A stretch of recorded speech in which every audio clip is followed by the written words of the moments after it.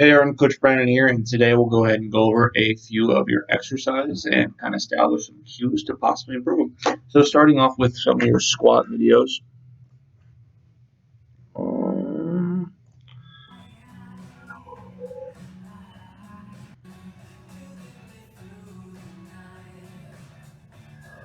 so one of the biggest things, and actually I'll preface this a little bit, one of the biggest things I'm noticing right now is we need to get better at rooting. Ideally, our foot has full contact with the ground, and anytime you go on your toes or your heels, you're mitigating how much power you can produce, how much stability you can create, and increasing injury likelihood, even if it's a little bit. So we always want to strive to have a perfectly flat foot and have a fairly stacked position upstream once you come up from your foot. Now, anytime you see somebody going on their toes at the bottom of the squat, it's a clear indicator that we need to fix something or we need to mess with something to optimize our movement. Now, it is the current fault that you are demonstrating, but I think the biggest thing that's going to help it is actually breaking at the hip instead of the knee as you ascend in the hole of a squat. Now, this is really important because it kind of gets more of your weight on the back. It gets you to sit back better as you ascend the hole, which will kind of keep your heels from rising up ideally. And then on top of that, it loads the posterior chain a lot more, which is the stronger of the two. So, what I mean by that is when you're sitting on top of the squat, instead of breaking at the knee, which after a while you run out of room in your hip capsule, you have to rock forward. We're going to go ahead and break at the hip.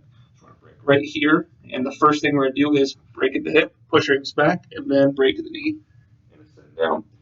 Again, this has a lot of benefits to it, and some people have certain builds where they kind of need to do it to have full foot contact with the ground. So for you, let's go ahead and work on that. Breaking at the hip, having the proper hinging mechanics, pushing those hips back as you do so, and it's going to have a really, really good effect on being better rooted to the floor.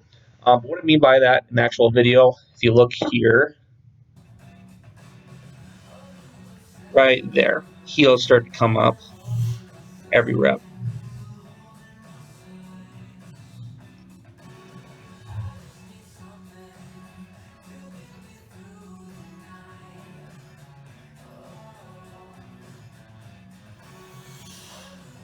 Now, again, it's a solid squat pattern. This looks really good, but that one optimization is going to make a huge difference long term. Just breaking at the hip instead of the knee and having really good hinging mechanics and sitting back. Now with this guy here, he did a really good job. It's a good amount of load. The pattern's pretty good. The one thing I would suggest here is you'll notice that it's kind of being treated like you're just kind of leaning back. You're doing a lot of the work with your back rather than your posterior chain and your lower body, like your glutes. And something to help to optimize this lift quite a bit is right here, right at the start. What I want you to do, and you'll also notice that you're at the top, you're a little bit extended in your back, and your knees are a little bit of a soft lockout. Now, the way we fix this, the soft lockout in the knees where your knees don't completely lock out, and on top of that being a little overextended, the way we fix this is quite simple. We just got to get used to using our lower body a lot more efficiently. And one cue that's helped me a ton is just think about glutes. Think about glutes, think about glutes. As you are actually getting ready to lift, I want you to think about squeezing your glutes, shooting them in as fast as you can, hinging as fast as you can up, and squeezing them at the top, squeezing as hard as you can at the top. Just think glutes, glutes, glutes, glutes, glutes. Fire your hips through, squeeze your glutes at the top, and that alone oftentimes will optimize that lift so much, incredibly so. Just go ahead and give that a try, and if that doesn't have much of an effect, we'll go ahead and experiment with some more drills. But that alone is going to be really, really nice. Again, it looks good right now, but that's a way we can optimize it.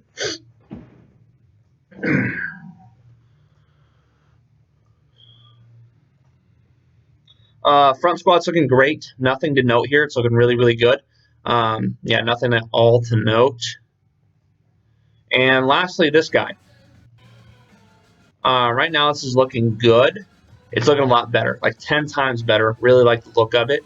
The one thing I want to strive for, though, let's see if we can stop that last drop off.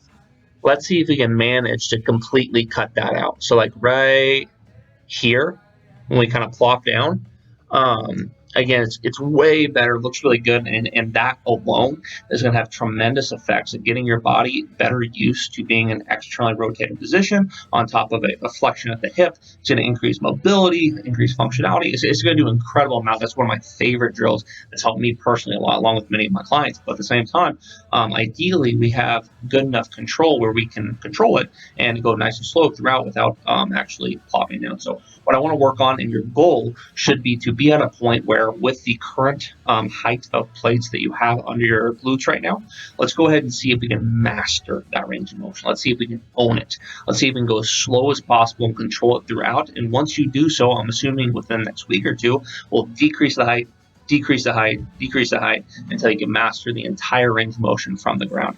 Which again, once you get there, it's going to have a tremendous noticeable effect. I think that's about it for this week. Let me know if you have any questions whatsoever. I think we have one. Yeah, we do. We have one more week on this rep cycle right now, so we're really going to push it the last week, see what numbers we can hit, and then next week we're actually going to increase volume even more, so get into less specific work, and yeah, have some more fun. So let me know if you have any questions.